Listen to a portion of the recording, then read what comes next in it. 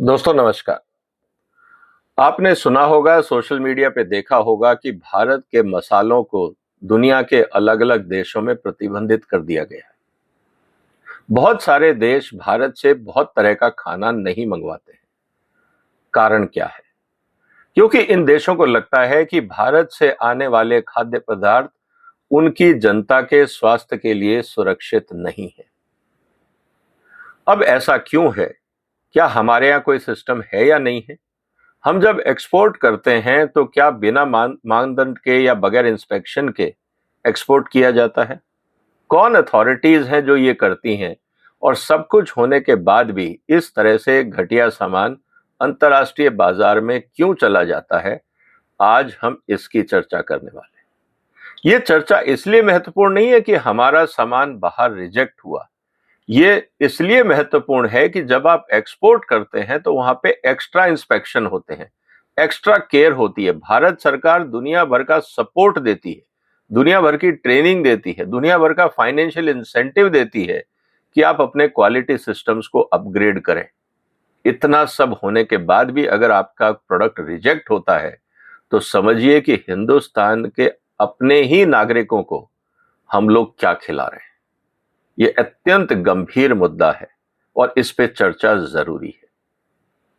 ये चर्चा इसलिए भी जरूरी है क्योंकि मैं लगातार इस बात को उठाता रहा हूं और मोदी जी को कहता रहा हूं कि क्या आप भारत को मिलावट मुक्त राष्ट्र बना पाएंगे, क्योंकि आप भारत को विकसित देश बनाना चाहते हैं। और दुनिया में जितने विकसित देश हैं वहां की प्रायर कंडीशन होती है कि वहां के नागरिकों को सेफ और होलसम फूड मिले। लेकिन जब तक हमारे देश में मिलावट रहेगी तो हम ये बार बार जरूर बोलते रहेंगे कि हम विकसित देश बनना चाहते हैं, लेकिन हम अंदर से खोखले होंगे क्योंकि हमारे लोग बीमार होंगे। और वो बीमार किस लिए होंगे? क्योंकि वो खराब खाना खा रहे हैं। दुनिया में 80% बीमारियां होती हैं खराब खाने से और खराब पानी से।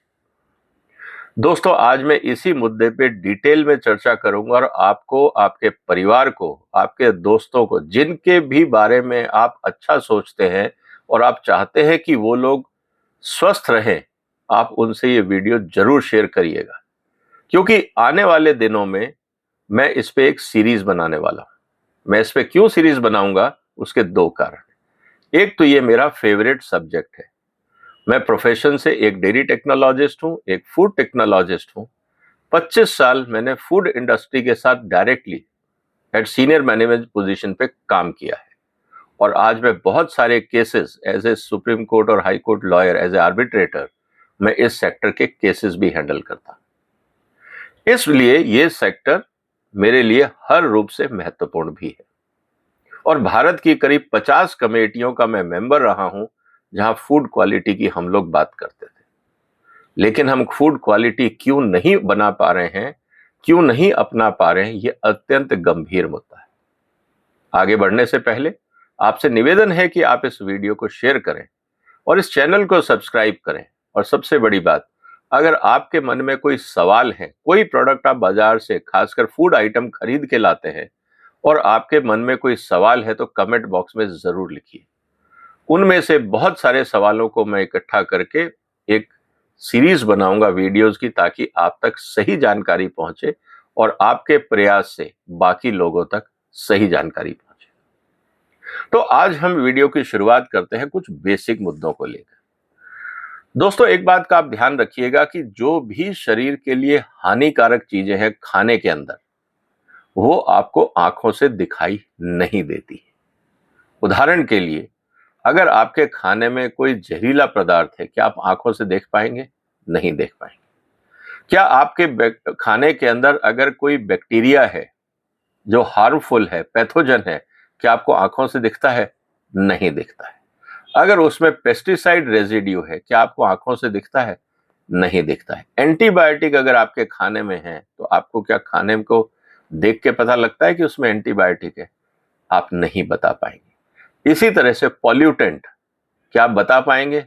आप नहीं बता पाएंगे। माइक्रोप्लास्टिक्स, क्या आप देख के बता पाएंगे? आप नहीं बता पाएंगे। कहने का मतलब है कि जो चीजें आपके शरीर का नुकसान करती हैं, वो आपको आंखों से दिखाई नहीं देती। और इंटरेस्टिंगली जो चीजें आपको आंखों से दिखाई देती हैं वो नुकसान नहीं करती। उदाहरण के लिए कलर ऑफ फूड, कोई प्रॉब्लम नहीं है, अगर हल्का हरा है या पीला है या कुछ और रंग है आपको वो नुकसान नहीं करेगा। टेस्ट में फर्क आ सकता है लेकिन आपकी सेहत को नुकसान नहीं करता है। दूसरी तरफ अगर आप फूड का स्मेल ले लेते हैं तो भी आपको बहुत ज्यादा नुकसान नहीं। साइज ऑफ फूड जो आप आंखों से देख सकते हैं, हाथ से छू के देख सकते हैं, वो भी आपको नुकसान नहीं। कहने का मतलब है दोस्तों, जितनी भी चीजें आपके स्वास्थ्य के लिए खतरनाक हैं वो आपको दिखाई नहीं देती। इसीलिए पूरी दुनिया में फूड को लेकर क्वालिटी इंफ्रास्ट्रक्चर एक बहुत बड़ी चुनौती है और बहुत बड़ी, अगर मैं ये कहूं कि रिस्पॉन्सिबिलिटी है सरकारों की, और भारत में भी है। हजारों करोड़ रुपए लगा के हमने पिछले कई सालों में हर राज्य के अंदर फूड क्वालिटी लैब्स बनाई हैं। हजारों इंस्पेक्टर हिंदुस्तान में टैक्स पेयर के पैसे से मस्ती कर रहे हैं, अपना घर चला रहे हैं और सो कॉल्ड नौकरी कर रहे हैं। उन सब का खर्चा टैक्स पेयर देता है।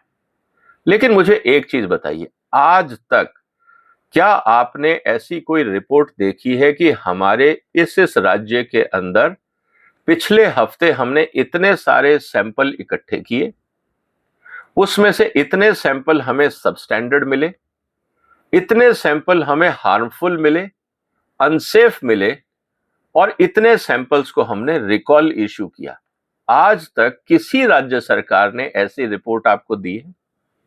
या भारत सरकार का food standard and safety authority जो आपकी है, food safety and standards authority, FSSAI, क्या उसने ऐसी कोई वीकली रिपोर्ट जारी करी है?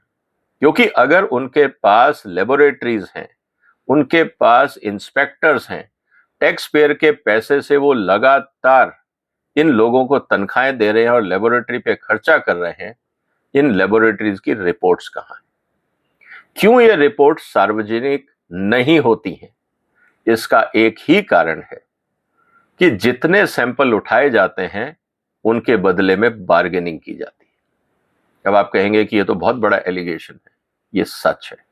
आप किसी भी फूड इंडस्ट्री के लोगों से बात करिएगा, किसी रेस्टोरेंट इंडस्ट्री से बात करिएगा, पहली बात तो वो बात करने से डरेगा। दूसरी बात, अगर आप इनफॉर्मली, इनडायरेक्टली अगर आप उनसे पूछेंगे कि यार ये फूड डिपार्टमेंट में भ्रष्टाचार है क्या, वो मुस्कुरा देगा और शांत हो जाएगा। इसका मतलब ये है कि भयंकर भ्रष्टाचार है। वो बोलने से भी डर रहा है, वो अपनी बात रखने से भी डर रहा है। ये बात आपको माननी पड़ेगी। सवाल इस बात का है कि हमारे इंस्पेक्टर्स को कानून ने ऐसी ताकत दे दी है कि अगर वो जिसकी दुकान चाहें बंद करवा सकते हैं, लेकिन अगर वो भ्रष्टाचार करें तो उन पे कोई कार्रवाई नहीं होती।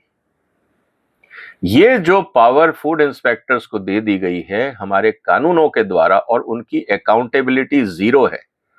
मेरा ये कहना है कि जिस फूड इंस्पेक्टर के एरिया से मिलावटी प्रोडक्ट पकड़ा जाता है वो बगैर उस इंस्पेक्टर की जानकारी के हो ही नहीं सकता। इसका मतलब उस दुकान को या उस फैक्ट्री को जहां से मिलावटी माल पकड़ा गया, वहां का इंस्पेक्टर भी उतना ही गुनहगार है, क्योंकि उसकी नाक के नीचे ये सब काम हो रहा है। वो फैक्ट्री रातों रात नहीं चली है, वो कई महीनों से चल रही है, कई सालों से चल रही है वहां पे। आज तक वो क्यों नहीं मिलावट पकड़ी गई? आप क्या समझते हैं कि अचानक एक रात को वहां के मालिक ने मिलावट शुरू कर दी और अगले दिन फिर वो ईमानदार हो गया? ऐसा नहीं होता है। जो लोग फूड इंडस्ट्री से जुड़े हुए हैं, आप उनसे जानने की कोशिश करिए। मैं आपके सामने सच रख रहा हूं। मेरे बहुत सारे दोस्त नाराज भी होंगे कि मैं इस तरह की बातें जनता के बीच में क्यों रख रहा हूं, क्योंकि उनको ये लगता है कि लोगों का फूड इंडस्ट्री से भरोसा उठेगा।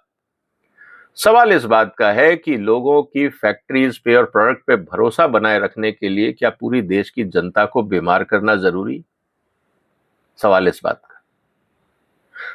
बात का है कि आज तक जितने भी हमारे यहां से सैंपल इकट्ठे होते हैं उनकी रिपोर्ट सार्वजनिक क्यों नहीं की जाती वीकली बेसिस पे? और भारत के अखबार और टीवी माध्यम इस बात की चर्चा क्यों नहीं करते क्योंकि इससे हिंदुस्तान के हर नागरिक की जान और उसकी सेहत जुड़ी होती है। क्या ये इंपॉर्टेंट मुद्दा नहीं है या ये सेंसेशनल नहीं है?